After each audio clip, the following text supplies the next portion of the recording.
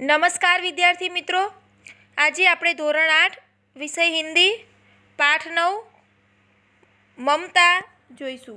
આ વિડીયોમાં સંપૂર્ણ પાઠની સમજૂતી જોઈશું। पाठ 9 ममता, जिसके लेखक है जयशंकर प्रसाद। जयशंकर प्रसाद का जन्म 30/1/1889 में वाराणसी में हुआ। प्रसाद जी मूलतः कवि है। उन्होंने नाटक, कहानियाँ, निबंध और उपन्यास भी लिखे। उनकी रचनाओं में मुख्य रूप से भारत की ऐतिहासिक संस्कृति की झलक मिलती है। उनके प्रमुख नाटक है चंद्रगुप्त, स्कंदगुप्त, ध्रुव स्वामिनी, कामयानी उनका प्रसिद्ध महाकाव्य है। उनका निधन 14/1/1937 को हुआ। जयशंकर प्रसाद द्वारा रचित इस कहानी की नायिका ममता है। ममता विधवा है। रोहतास दुर्ग के मंत्री चूड़ामणि अपनी इस एकमात्र स्नेहपालिता पुत्री के दुख से अत्यंत दुखी है। वे उसका भविष्य सुरक्षित करने का प्रयास करते हैं, किंतु पिता द्वारा भिजवाए स्वर्ण उपहारों को ममता लौटा देती है। डोलियों में छिपकर बैठे पठान सैनिकों ने अगले ही दिन दुर्ग पर अधिकार कर लिया। चूड़ामणि वही मारे गए, किंतु ममता वहाँ से सुरक्षित काशी के उत्तर में स्थित एक विहार में जा पहुँची और वहीं रहने लगी। लंबा समय बीत गया। अपनी झोंपड़ी में बैठी ममता दीप के आलोक में पाठ कर रही थी कि एक भीषण और हताश आकृति ने आश्रय मांगा। संकोचपूर्वक ममता ने अतिथि धर्म का पालन करते हुए उस पथिक को आश्रय दिया। वह पथिक कोई और नहीं, हुमायूं था, जिसने सुबह होने पर अपने एक सैनिक मिर्जा को इस वृद्धा की टूटी झोंपड़ी बनवाने का आदेश दिया। ममता अब 70 वर्ष की हो चली थी। अचानक उसे एक अश्वारोही की आवाज़ सुनाई दी, जो उसकी झोंपड़ी के बारे में पता पूछ रहा था। ममता उस मुगल अश्वारोही को वह स्थान सौंपकर अनंत यात्रा पर चली गई। उस स्थान पर एक आकर्षक मंदिर बना, जिसके शिलालेख पर 7 देश के नरेश, हुमायूं और उसके पुत्र अकबर का नाम तो था, किंतु ममता का कहीं जिक्र तक न था। अब हम ये कहानी देखते हैं। रोहतास दुर्ग के प्रकोष्ठ में बैठी हुई युवती ममता सोणके। देखते हैं। रोहतास दुर्ग के प्रकोष्ठ में बैठी हुई युवती ममता सोण के तीक्ष्ण गंभीर प्रवाह को देख रही थी। मन में वेदना, मस्तक में आंधी थी। मस्तक यानी सिर में, आंखों में पानी की बरसात लिए वह विकल थी। वह रोहतास दुर्ग के मंत्री चूड़ामणि की एकमात्र दुहिता थी। उसके लिए एक अभाव होना असंभव था, परंतु वह विधवा थी। उसकी विडंबना का अंत कहाँ था? चूड़ामणि ने चुपचाप उस प्रकोष्ठ में प्रवेश किया। सोण के प्रवाह और उसके कलनाद में ममता अपना जीवन मिलाने में बेसुध थी। पिता का आना न जान सकी। चूड़ामणि व्यथित हो उठे। स्नेहपालिता पुत्री के लिए क्या करे, यह स्थिर न कर सकते थे। इसके पिता चिंतित थे। लौटकर बाहर चले गए। ऐसा प्रायः होता, परंतु आज मंत्री के मन में बड़ी दुश्चिंता थी। पैर सीधे न पड़ते थे। एक पहर बीत जाने पर वे फिर ममता के पास आए। उस समय उसने पीछे 10 सेवक चांदी के बड़े थालों में कुछ लिए खड़े थे। कितने ही मनुष्य के पद शब्द सुन ममता ने घूमकर देखा। मंत्री ने सब थालों को रखने का संकेत दिया। अनुचर थाल रखकर चले गए। ममता ने पूछा, यह क्या है पिताजी? तेरे लिए बेटी उपहार है, कहकर चूड़ामणि ने आवरण उलट दिया। स्वर्ण का पीलापन उस सुनहरी संध्या में विकर्ण होने लगा। ममता चौंक उठी। इतना स्वर्ण, इतना सोना, यह कहाँ से आया? चुप रहो ममता, यह तुम्हारे लिए है।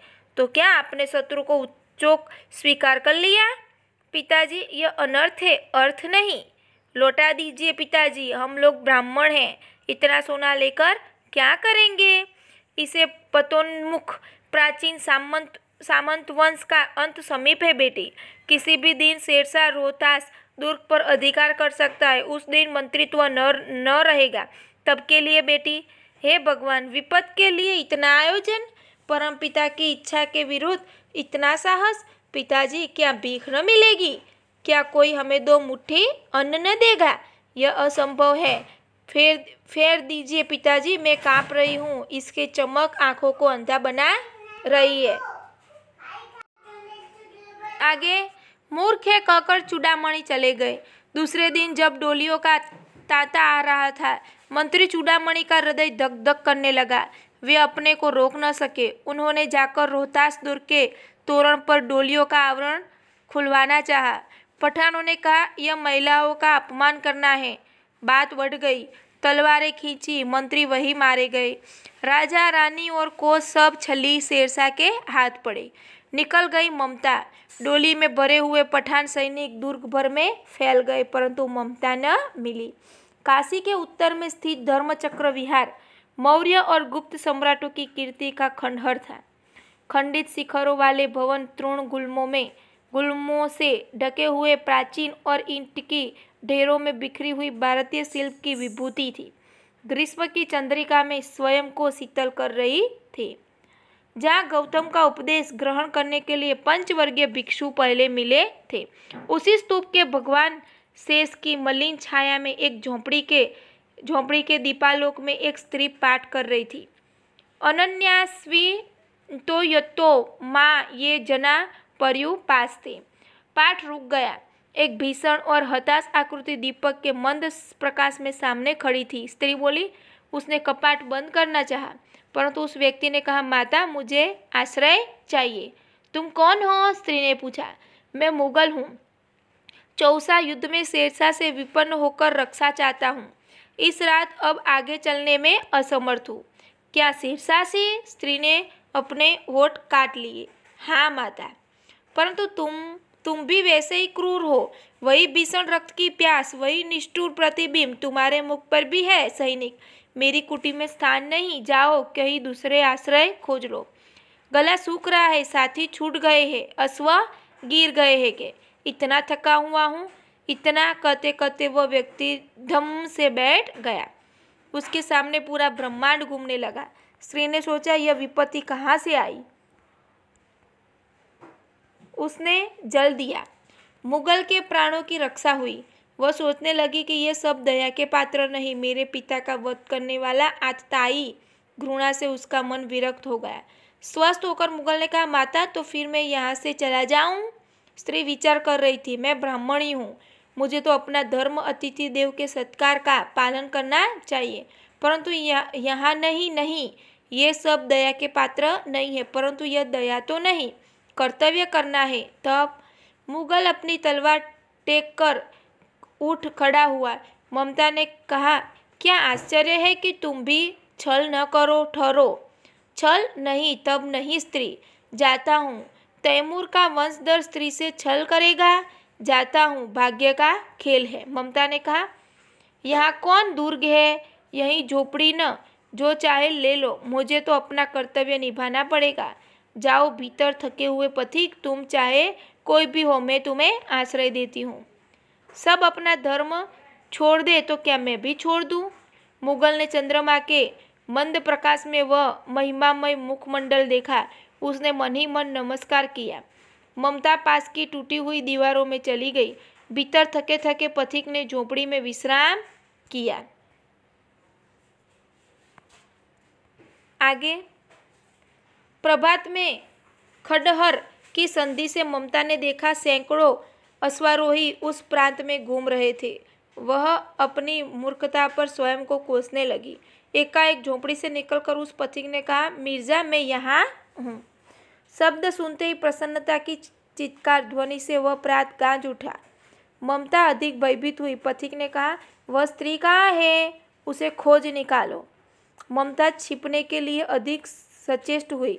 वह मृग दाव में चली गई। दिन भर उसमें से न निकली। संध्या हो गई। वे लोग जाने लगे। ममता ने सुना पथिक घोड़े पर सवार होते हुए कह रहा था, मिर्जा उस स्त्री को मैं कुछ दे न सका, उसका घर बनवा देना, क्योंकि मैंने विपत्ति में यहाँ विश्राम पाया। या यह स्थान भूलना मत। उसके बाद वे वहाँ से चले गए। चौसा के मुगल पठान युद्ध को बहुत दिन बीत गए। ममता अब 70 वर्ष की वृद्धा है। एक दिन वह अपनी झोंपड़ी में पड़ी थी। शीतकाल का प्रभाव था। उसका जीर्ण कंकाल खांसी से गूंज रहा था। ममता की सेवा के लिए गांव की 2-3 स्त्रियां घेर कर बैठी थी। क्योंकि ममता आजीवन सबके सुख दुख की सहभागिनी रही थी, इसलिए सब उसकी सेवा करने के लिए आए थे। ममता ने जल पीना चाहा। एक स्त्री ने सीपी से जल पिलाया। सहसा एक अश्वारोही उसी झोपड़ी के द्वार पर दिखाई पड़ा। वह अपनी धुन में कहने लगा, मिर्जा ने जो चित्र बनाकर दिया है वह तो इस जगह का होना चाहिए। वह बुढ़िया मर गई होगी। अब किससे पूछूं कि एक दिन शेरशाह हुमायूं किस छप्पर के नीचे बैठे थे। यह घटना भी तो 47 वर्ष से ऊपर की हुई। ममता ने अपने विकल कानों से सुना। उसने पास की स्त्री से कहा, उसे बुलाओ। अश्वारोही पास आया। ममता ने रुक रुक रुक कर कहा, मैं नहीं जानती कि वह शहंशाह था या साधारण मुगल, पर एक दिन इसी झोपड़ी के नीचे वह रहा। मैंने सुना था कि वह मेरा घर बनवाने की आज्ञा दे चुका था। भगवान ने सुन लिया। आज मैं इसे छोड़े जाती हूँ। अब तुम इसका मकान बनाओ या महल में अपने चिर विश्राम गृह में जाती हूँ। बुढ़िया के प्राण पखेरु उड़ गए। तब बुढ़िया मर गई है, इतना बोलते ही वह अश्वारोही अवाक खड़ा रहा। वहाँ एक अष्टकोण मंदिर बना और उस पर शिलालेख भी लगाया गया। सातों देश के नरेश हुमायूं ने एक दिन यहाँ विश्राम किया था। उनके पुत्र अकबर ने उनकी स्मृति में यह विशाल गगनचुंबी मंदिर बनवाया, पर उसमें ममता का कहीं नाम न था। तो विद्यार्थी मित्रों, यह कहानी यहाँ से समाप्त होती है। धन्यवाद।